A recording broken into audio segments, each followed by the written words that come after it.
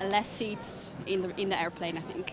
Yeah, or maybe have more seats available with larger space for a better price, because it's quite expensive if you want to upgrade for more room.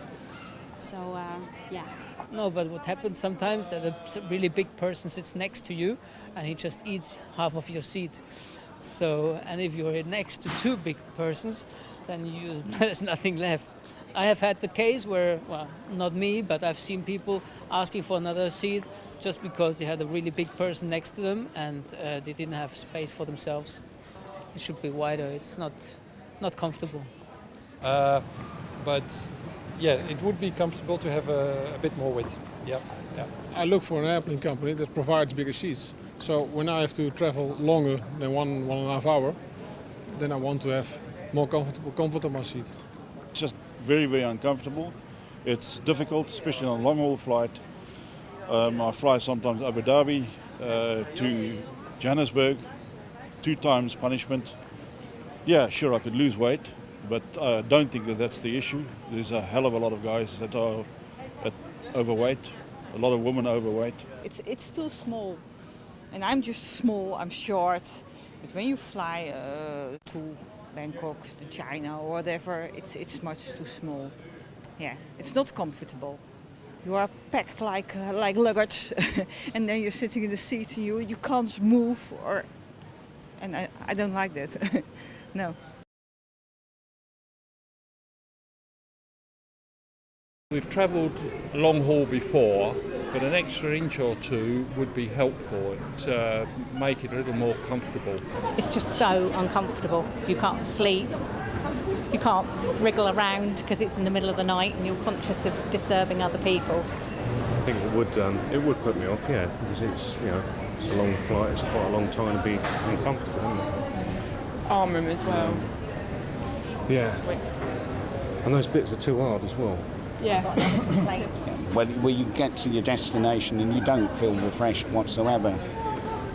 And you've got strangers leaning against you, and it's very similar to being on a tube train, really. It's just not wide enough. You're squeezed in with other people. It's too hot, uncomfortable. And if you measure across the shoulders, it's much wider than 16 inches, isn't it? I tend to, when I fly long haul, I tend to check out the bigger seats because of that reason. I am built with a larger frame.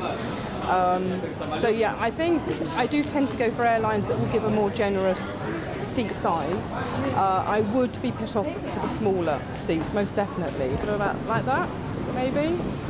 So, I mean, it's just enough for me to sort of wedge myself in, and that is it, you are wedged in.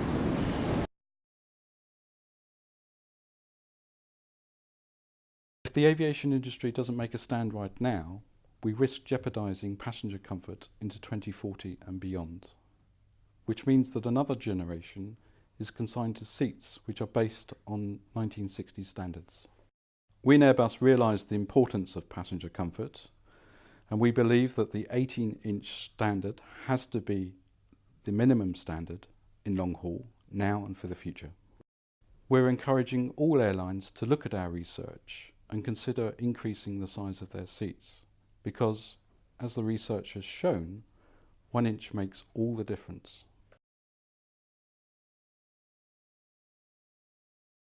So this is the first known scientific study that compares the width of 2 different seats in economy class. We compared a 17-inch wide seat and an 18-inch wide seat. And to be honest, at the beginning of the study, I was quite skeptical about the impact 1 inch would have on sleep quantity or sleep quality variables. And I have been very, very surprised with the results we've obtained. An inch makes a huge difference. And in terms of impact on quality of sleep, the size and width of a seat matters. The sample group was chosen specifically not to have a medical, psychiatric or sleep disorder. So they were screened before. There were equal numbers of men and women. They were in the adult age group of between 30 and the mid-40s. They had a normal weight and height index, and they didn't have any major symptoms of any sleep disorders. we tested all participants using polysomnography. So we tested their brain waves, their eye movements, their breathing and airflow, their oxygen levels, their heart rate, their heart rhythm, and we also measured the degree of limb twitchiness, their muscle tone during sleep. This helps us analyze their sleep, stage their sleep into the different types of sleep, and also gives us the parameters that indicate whether they've had good sleep quality, the amount of time they were asleep, the amount of time they spent in each sleep stage, and the number of disturbances they had through the night. I am very pleasantly surprised to see that an increase in the width of a seat from 17 inches to 18 inches has caused a 53% improvement in the quality of overnight sleep, a 15% improvement in the ability to fall asleep, and an 11% reduction in the twitchiness we experience in sleep.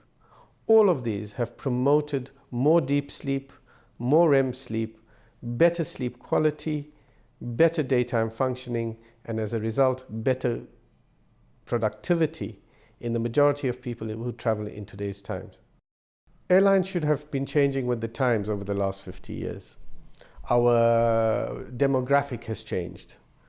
People are bigger now than they were. They live longer than they used to. They are more active during the day. They tend to be more stressed than they were previously. And therefore, the importance of a good night's sleep has become even more crucial in ensuring that people are more productive in their works, in their family life, and in their social lives. The airlines need to take responsibility for this. They need to share this responsibility in ensuring that their passengers get a better night's sleep.